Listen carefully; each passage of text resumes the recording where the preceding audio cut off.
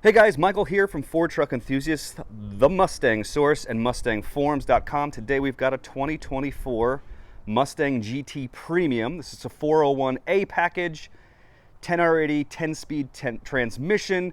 We've got 20-inch wheels, 355 rear gears. It's got the Bang & Olufsen sound system. Get this accented stripe here with that package. But yeah, let's go ahead and talk about the new Mustang GT. I'm sure you've seen tons of videos already. This is my first time driving it and second time seeing one in person. Now, as many people know, this is effectively a mild refresh on the S550 platform, which debuted in 2015. So when you look at stuff like the doors and side mirrors and glass, it's all pretty much the same as what came before. So where we're seeing the real differences here is we've got a different hood, different front fascia, and a different rear end, which we'll get to here in just a second. Oh, just before we get to the front end, I think it's really neat. These wheels, these are an option. They're the 20s, and they look like the Performance Pack wheels from, when was it, like 2019 or so, when they had the shiny metal version of the black Performance Package wheels, and they look really nice as 20s. We've also got this blacked out version of the 5.0 badge with kind of a chrome trim. But yeah, the only thing that I don't really like about the GT, you guys, I guess, is the styling right up front with this extra large black painted section that extends the grille downwards. On the Dark Horse, the whole bumper is, you know, it matches the body of the car, and then they've got this like thing that goes up around up to the headlights here. But I don't know, I just think it makes it look a little stubby for some reason. Now, if you like it, you know, I don't mean to offend you or anything like that. This is just a subjective opinion from a lifelong Mustang guy. I don't know, I just think it looks, it's got some weird angles up here at the front. The rest of the car has me sold. I love the look of the Dark Horse as well. So I think I just don't like this bumper very much. But so coming around here, got the triple beam LED headlights going on right there, and then this is your daytime running light / turn signal. It's also sequential, just like what's in the back. Got a little bit of kind of fake arrow right here. I suspect this is open more in kind of the Dark Horse level as well. Here we've got the lower opening right here. You can see there's active shutters here, which they use to, you know, for different cooling settings and for aerodynamics. You can see that behind there, behind the chrome pony badge. Here on the Dark Horse, this is wide open actually, but this is one of the two snorkels for the new 4th gen Coyote motor. You can see they're kind of blocked off here in the GT, but you know, air kind of going into the engine right there. Speaking of which, let's go ahead and open this puppy up, or I guess pony I should say. But yeah, and just like the GT500, we've got hood struts. Actually, two of them. I think the GT500 only had one. But anyway, 4th generation 5.0 liter Coyote V8 dual overhead cam motor. This one, as spec'd, the base motor is making 480 for the GT peak horsepower, and this one has the active valve exhaust making it 486. But you can see the dual air intakes and dual throttle bodies going on right here. Interesting enough, there's cones in here, not just regular filters. So there's a cone here and a cone here. This is basically just kind of an updated version of the Generation 3 Coyote. So it's a dual fuel injection system. So it's got both direct injection as well as port injection. So direct injection is going to make things a little bit more fuel efficient, which gives you more power. And the port injection is, I think they use that for startups and to make sure that the intake valves they don't end up getting carbon from the PCV system getting recirculated in there. So basically that helps keep the engine from getting all gunked up, which happens with just direct injection motors. But as you can see, I mean, it looks pretty familiar in here. This one doesn't. It's not a performance pack, so there's no strut bar right here that you would see on that. But looking pretty Coyote. The new kind of cover here looks pretty nice. It's got kind of a new texture, a little bit of a carbon fiber-esque thing. But yeah, it's kind of neat to see the dual throttle bodies. We'll have to see how this all goes. I know some folks are making cold air intakes already. What's interesting, I was looking at these. They're actually the same part number. So, I mean, so at least you don't have to go and like get the right one or the left one. You know, you can just get the same part, and I think you just, you know, it just mounts in a kind of a different direction. But yeah, so that is under the hood here. All right, also, I guess we should talk about the hood here itself. It's got kind of a 2013-14 GT500 vibe to it, in that it's a giant heat extractor right behind where the radiator goes, so it'll just pull all the heat up, and it might help with aerodynamics as well. I'm not exactly sure. With the 20s here, we've actually got Goodyear Eagle tires. I think they're 265s. Yeah, 265 35R20s. These are all seasons, and I'm actually finding these really sticky. I like them more than the Pirelli P0s that come on performance packages. They're hooking up pretty nicely. Haven't had any problems with that. You know, it might be nice to swap in a Michelin when these run out, but you know, go Pilot Sport, that type of deal. Out back here, guys, new for 2024. So what happens if you get a base GT without the active exhaust? You're gonna get a single tip on each side, so dual exhaust. And then here, when you upgrade to the active valve, or if you get the Dark Horse, you're gonna get the quad tips, which you can see here, which look really cool. And this thing is really loud for a factory exhaust. We've got our new rear end here, which really interesting. I think this is the first painted deck lid here, or rear panel, since what, 2012, give or take? But here are the new lights, fully LED. The angle is really dramatic. Oh, there's my Boss 302 over there. Anyway, the angle is really dramatic, and I really like the way that that looks. What do you guys think? That's won me over. This is the base GT spoiler, very similar to spoilers you would have seen in the S197 or S550 for the base GT. Not really my favorite in terms of the spoilers go, but just a little extra downforce and whatnot. But what's really interesting though is that if you look here, like, to my eyes, this looks a lot flatter than how the S550 was shaped right there. And if you check this out here, this panel is all one piece, like where the spoiler is. So I haven't seen anybody do any aftermarket spoilers on these yet, but here, let me pop it up. The secret pop is in the center here under the GT badge. Got reverse camera and stuff, but yeah, check this out. This is all one panel. So it looks like to do a spoiler, you might have to take this all off to get to it. I'm not exactly sure. It'll be interesting to see how you can see, is that going to be some tape or something right there, or maybe just some, yeah, this looks like almost like double-sided tape right there. But so I'm a little bit fascinated by like the mechanics of this. I guess maybe this is what gives it the sharp angle, and maybe this is just the same trunk lid from the S550, but kind of interesting. Oh, brakes. So check this out. This is, again, guys, this is just a premium GT, not a performance package. Look how big the brakes have gotten, and I'm really impressed, I have to say. The braking on this, I've been driving around, has been very impressive. Not necessarily like Shelby amazing or Mach 1 amazing, but these are Brembos, and yeah, they work really well. Because look at here, 10 years ago, this was the best naturally aspirated V8 Mustang you could get, and check out the brakes. Little baby brakes. Oh, they're nice and cute, those little baby brakes. But there's my Boss. I still love it. Let's go on the inside tour. But before we go in, I want to show you this one thing. So check this out. So this whole deck lid back here appears to be a piece of plastic. It's been a hot minute since I've hung out with an S550. Has it always been plastic like this? Because it looks really cheap, and I feel like it's going to fade a lot. But I don't know. Not loving it. If it's new, if it's been there for a while, I guess I just missed it. So we got a little Easter egg going on here, different Mustang generations. And there's one more over here as well. When you open up, look it down there, looking good. Oh yeah, the trunk size hasn't saved. I got a car cover in here, got my daughter's booster seat. But yeah, same trunk space as before. This one actually has a spare tire under here. And there's the subwoofer for the upgraded sound system. But yeah, I mean, pretty typical Mustang trunk, I'd say. All right, still press and open. No fuel filler cap, hasn't been one of those for over a decade. Yeah, those wheels look super sharp, you guys.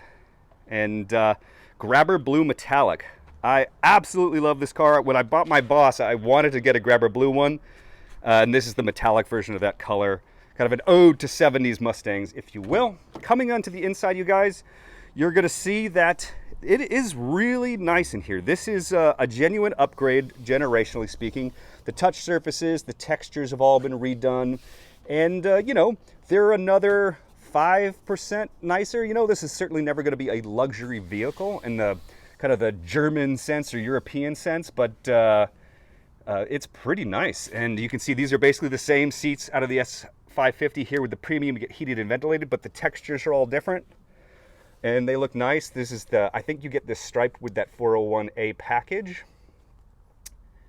And yeah, very comfortable, very well bolstered base seats. Get the one button here to move it forward and backwards, or you can change it completely. And these are powered, by the way. Rear seating is, as far as I can tell, exactly the same as the S550.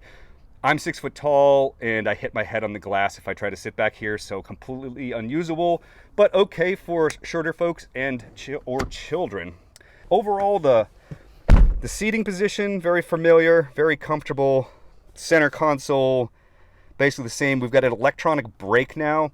If you get the performance package, you can get that e-drift brake option, which would kind of go right there. 10R80, park, reverse, neutral, drive, and then manual mode. So back in the day, they used to have a sport shift mode in the final position, but now you get manual mode, which goes up here to the paddle shifters. But let's go ahead and start this puppy up. All right, coming up here, I had to restart the video clip because CarPlay connects to your phone and you can't be recording video while you're doing CarPlay. And so I think none of this is really gonna work. But anyway, this time it started up really nicely, but on 2 times, which is I've probably driven this thing like 8 or 9 times, 2 out of the times, maybe even 3 out of the times, there's been a significant delay when turning this on.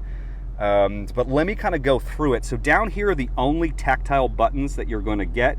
You got your Pony badge, which is going to go to your custom settings. So here's where you configure, you do your track apps and you can set up your exhaust setting. If you had a suspension one with MagneRide where you could adjust that, you could do that as well. Here you go into your custom mode.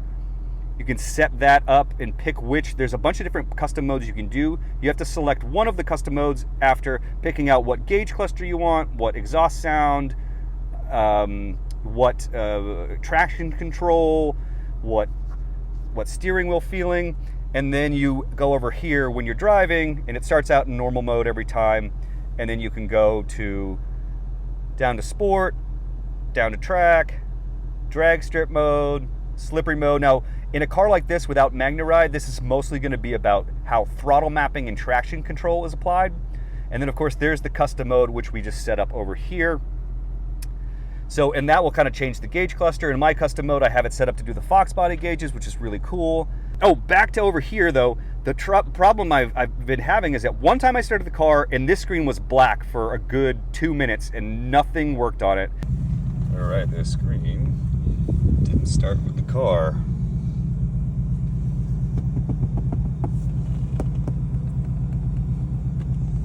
Oh, wait a minute. There we go. Now it's turning on. The other couple times, it seemed to be wanting to get into CarPlay mode, and it wouldn't let me activate the Pony button to do any of this customization. So that, I think, is really problematic. In terms of visuals, the gauge clusters look amazing. The graphics are really slick. When it's working, it's very quick and very easy to use, very iPhone or Android-esque in that sense. But I have to say, I'm really concerned about these screens. One, owning one and having to replace one is probably going to be stupendously expensive. And then 2, this is a brand new car, albeit it might be a pre-production model since this is a press loaner. I'm really concerned that I've had screen troubles twice here. I'm going to let them know about it. But overall, the functionality works nicely. I wish the HVAC stuff was all tactile buttons. I think that's safer for drivers. I think it's cleaner. It feels better in the hand. But you got your heated and ventilated seats. This all works like the stuff that's in the F-150, which was the first one to have Sync 4, which is what this is. But all right, so over here we've got vehicle settings, which we can get into. The audio is off at the moment because I'm recording with my phone. This panel works just like in the F-150. You just kind of pick your different things. Oh, fuel economy. All right, some of this was with some photography and idling time, but yeah, I've gone about 47 miles, got an 8.6 mpg according to the computer, not really tested. And yeah, I'm about to hit half on the tank there. So I haven't even done too much fun stuff. You hit this to get back to CarPlay, which works really nicely. Yeah, you got your home. Here is some car features right here. So this is where you're going to find your owner's manual. You can go through that. Sometimes these are pretty slow on the F-150s, and it looks like This is pretty slow too. Yeah, I mean, this is disappointing. I really feel like when you start up a car, your screen should be ready to go, and your owner's manual shouldn't be like having a slow internet. It might be easier actually to Google the owner's manual than to do it in here sometimes. Coming over here to the wheel, really like the steering wheel. I like the flat bottom, feels good in the hand. The buttons are well organized, easy to use. These are tactile buttons, not a screen. Really like that. They kind of remind me of actually some Audi buttons that I've gotten to test drive during doing other brands. But yeah, it's overall very nice, very comfortable. That is the inside. I guess the last thing we can talk about, you guys, is the driving experience. I have to say I'm really impressed. I mean, obviously the S550 drove really nicely as well. This is going to be like any GT or GT Premium from that generation. I like the spring choice. I like the damping. I know a lot of people are going to want to lower these anyway, but I think the 20s really fit the arches well from the factory. It's a pretty nice factory stance, I'd say. I mean, I know a lot of folks like to go even lower, but I've got a driveway lip. I could never get super low cars here, but this fits there, and I think it really looks nice up there. The driving experience is great. I mean, I don't even know if most people are gonna need to go to a performance pack, let alone a dark horse. Granted, if I was buying my dream Mustang, I like the dark horse best of all because it's got the Tremec manual transmission option, whereas this only has the MT82 with the 2018 gearing, which isn't as strong as the gearing in the 2011s to 2017s. The question is that should you upgrade from an S550 to get to an S650? If your primary reason for having a Mustang is the sound and the driver's experience, and you like the look of the S550 better, which I do. I think the GT350 and the Mach 1 and even just the regular GT, I think it looks a lot better than this. I would stick with the S550 because it's a very similar experience. There's nothing wrong with this one, but it's more expensive and it delivers, in my opinion, a very similar driving experience. That being said, it's a terrific driving experience. Right out of the box, this thing handles really well. Even with all seasons, it hooked up pretty well on this, I guess it's like a 75 degree day here in Southern California. And it stops really well. Those brakes are amazing for GT brakes. I'm really impressed overall, and it's nicer. So I guess that's the other half of my recommendation, is that if you love the looks of this, right, you dig the new back end, you dig the front end, you disagree with me, which is great, and you're looking for a little bit more tech, and you're willing to take a little bit of a gamble, in my opinion, on these screens, generally speaking, the interior is an upgrade. So it's nicer, more modern technology. I mean, look, going back to an S550, I had the Mach 1, I think, last year, and the Sync 3 is really long in the tooth. It drove the GT500, the GT350, the Mach 1, they all had the upgraded radio, and they kind of sounded meh. And this one, I think it's probably the best I've heard in a Mustang. It doesn't mean it's a great sound system, but for a Mustang, it's pretty good. And obviously this color is amazing. And I really love the 20 wheels with that spoke design. I'm a big fan of that spoke design as well. The lights look great at night. But yeah, it looks good. I think overall, you guys, it's still a great car. It feels fast. I love the gearing in the 10R80. The paddle shifters work really well. Oh yeah, I should probably talk about that with the driving experience. So the paddle shifters, you guys, the secret to using these is that if you're cruising with no throttle application and you try to shift up or down, it's really laggy on the paddle shifters. But if you're pushing into it, if you're driving more aggressively, then it's going to shift a lot faster. It's not dual clutch fast, but it's very quick, and I was really impressed. I think this transmission, it knows what it wants to do depending on whatever mode you're driving in and how you're driving. So the more aggressive you drive, the longer it's going to hold your shifts. It's going to downshift and burble and do all these things. The exhaust sounds great as well, but overall, really like this as an auto option. If you don't like autos, well, you can get the MT82 or the Tremec if you get the Dark Horse. I'm not a big fan of the new MT82. The gearing is kind of whatever, and well, I've owned an MT82 and it's just not my favorite. But the paddle shifters work really well. The driving modes work really well. Yeah, so I couldn't say if it's improved, mind you, probably tuned up a little bit, but if you are considering a 24 and above and you like the looks of it, I say why not? It's certainly a nice car. It hasn't gotten any worse. I think the performance numbers are going to be, I think they're about the same from what I've seen in all the different videos and the racing and this and that. I think basically the differences are going to be tire. Driver mod is going to be if you take a stock this versus a stock 2018 and up. But that's not necessarily the end of the world. You know, sometimes these cars don't go by leaps and bounds, and it's still very quick, 486 horsepower. I mean, it's all the power that you need until you put a Whipple on top of them. Have a lot more. But yeah, I've enjoyed my time with it. Thank you to Ford for sending this over. But that's the tour. Let me know if you have any questions. I can try to answer them.